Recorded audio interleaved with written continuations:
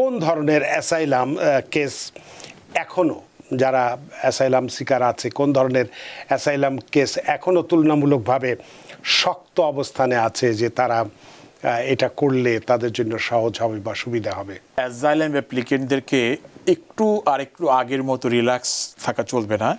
যখন তারা কোনো আবেদন করবে, একটা প্রাইমা ফেসি শব্দটা যেটা যে তাকে একটা প্রমাণপত্র সহ আবেদন করতে হবে। যারা ইডাব্লিউ হয়ে আসছে এবং তারা কোর্টে আছে, তাদের ক্ষেত্রে যেমন থার্ড কান্ট্রিতে যে পাঠানোর একটা যে তবে সেটা গত 2 সপ্তাহ আগে দেখা গিয়েছিল। রিসেন্টলি এটার প্রবণতা কম দেখতে পাচ্ছি। সরকারকে গ্রিন কার্ড দিচ্ছে না। আমার জামাই অ্যাসাইলামের মাধ্যমে গ্রিন কার্ড পেয়েছে, আমি আসার পর আমার জন্য অ্যাপ্লাই করছে, আমি এখনও গ্রিন কার্ড পাচ্ছি না।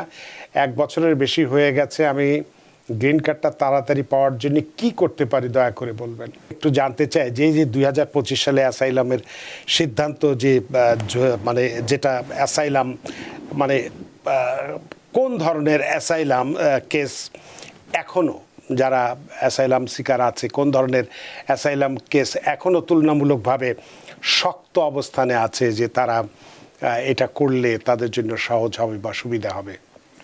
না, আমি বলবো যদি অ্যাসাইলাম লতে আসলে সেরকম কোনো পরিবর্তন আমি দেখতে পাই না। তবে অ্যাসাইলাম অ্যাপ্লিকেন্টদেরকে আরেকটু আগের মতো রিল্যাক্স থাকা চলবে না।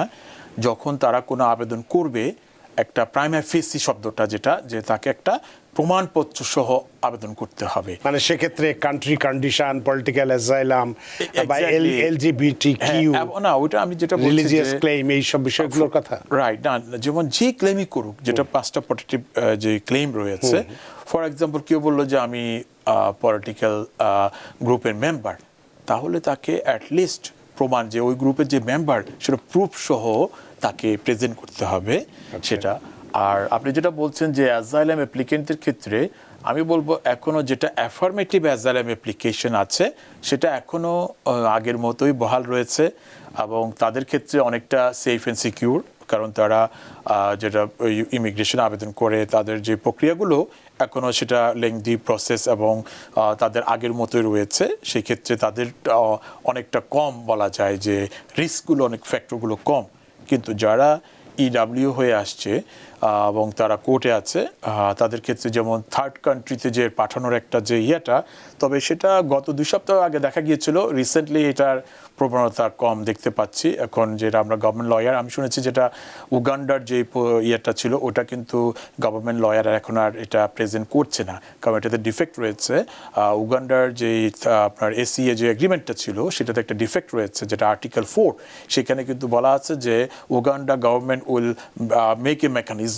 এটা নিয়ে কিন্তু অনেক লয়াররা এবং এটা ফেডারেল কোর্টও সু করেছে যে কি মেকানিজম আছে, without any mechanism, without any clear picture you sending people.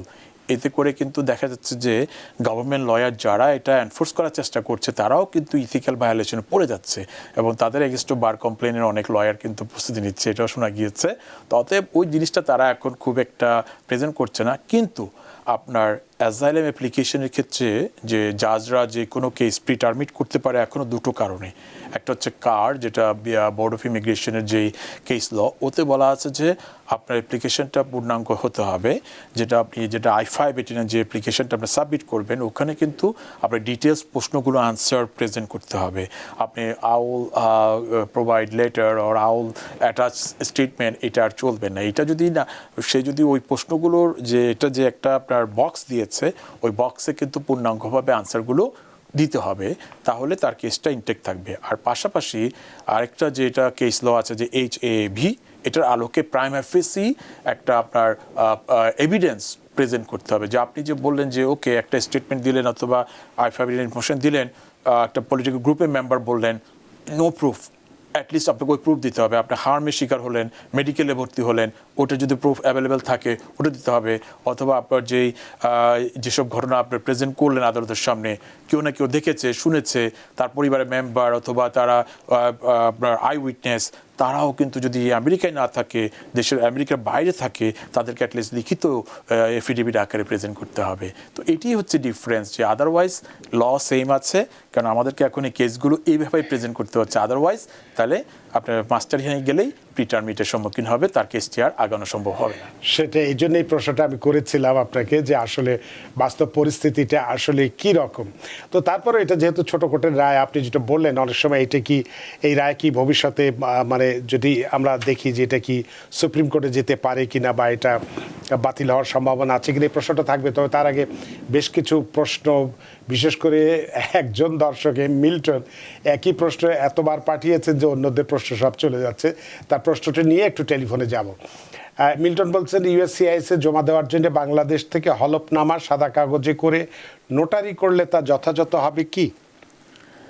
এটা উনি যে পোস্টটা করেছে এটা আমরা দেখেছি প্র্যাকটিক্যালি অনেকেই এই কাজটা করে। কারণ আমেরিকাতে উনি আসছে, ওনার কি সমস্যা সেটা উনি এখানে বসে বিবৃতি দিবে, কিন্তু বাংলাদেশের থেকে কিভাবে হবে এটা আসলে বোধগম্য নয়। অনেকে দেখা যায় হলফনামা বাংলাদেশ থেকে নোটারি করে নিয়ে আসছে, উনি এখানে প্রেজেন্ট করছে, সেটি আসলে সম্পূর্ণ একটা আনরিজনেবল। এটা যদি কেউ ইমিগ্রেশন অফিসার অথবা জাজ যদি এটা প্রশ্ন তোলে, তখন কিন্তু তাকে এটা ব্যাখ্যা করাটা তার জন্য এটা খুব কষ্টকর হয়ে যাবে। অনেক ধন্যবাদ মিল্টন, আপনি এক প্রশ্ন এতবার করার কারণে অনেকের প্রশ্নই চলে গেছে। একবার করলে নিশ্চয়ই আপনার প্রশ্নের উত্তরটা আমরা দিতে পারতাম, আপনি এখনও করে যাচ্ছেন, আর দয়া করে আপনি আর প্রশ্নটা বারবার করবেন না। হাসান আহমেদ তিনি বলছেন, আমি অ্যাসাইলাম কেস উইন হওয়ার পর গ্রিন কার্ড এবং ট্রাভেল ডকুমেন্ট একসাথে অ্যাপ্লাই করেছিলাম, আমার ট্রাভেল ডকুমেন্ট চলে আসছে, এখনও গ্রিন কার্ড আসে নাই। আমি এই ফেব্রুয়ারি 7 তারিখে দিকে নেপাল যেতে চাই, গেলে কি কোনো সমস্যা হবে? ওনার যদি রিফিউজি ট্রাভেল পাস থাকে, উনি ওনার হোম কান্ট্রি ছাড়া যে কোনো কান্ট্রিতে যেতে পারবে, সেক্ষেত্রে ওনার কোনো সমস্যা হবে না। হাসান আহমেদ, আশা করি আপনার কোনো সমস্যা হবে না। আর একটি প্রশ্ন নিয়ে টেলিফোনে যাব, আফরোজা মনির তিনি বলছেন, সরকারকে গ্রিন কার্ড দিচ্ছে না, আমার জামাই অ্যাসাইলামের মাধ্যমে গ্রিন কার্ড পেয়েছে, আমি আসার পর আমার জন্য অ্যাপ্লাই করছে, আমি এখনও গ্রিন কার্ড পাচ্ছি না, 1 বছরের বেশি হয়ে গেছে, আমি গ্রিন কার্ডটা তাড়াতাড়ি পাওয়ার জন্য কি করতে পারি, দয়া করে বলবেন। না, গ্রিন কার্ড ইস্যু করছে, আমরা সেটাই আমাদের প্রতিদিনই হচ্ছে। এবং এই ক্ষেত্রে একটা কথা বলতে চাই, গ্রিন কার্ড ইস্যু করতে সাধারণত দেখা যায় 13-14 মাস সময় লাগে রেগুলার টাইম। যদি এর বেশি সময় লাগে তারও ব্যবস্থা রয়েছে, সেটা হচ্ছে রিট অফ ম্যান্ডামাস করলে কিন্তু 3 মাসের মধ্যে গ্রিন কার্ড চলে আসতে পারবে। আশা করি উত্তর পেয়েছেন আফরোজা মনির।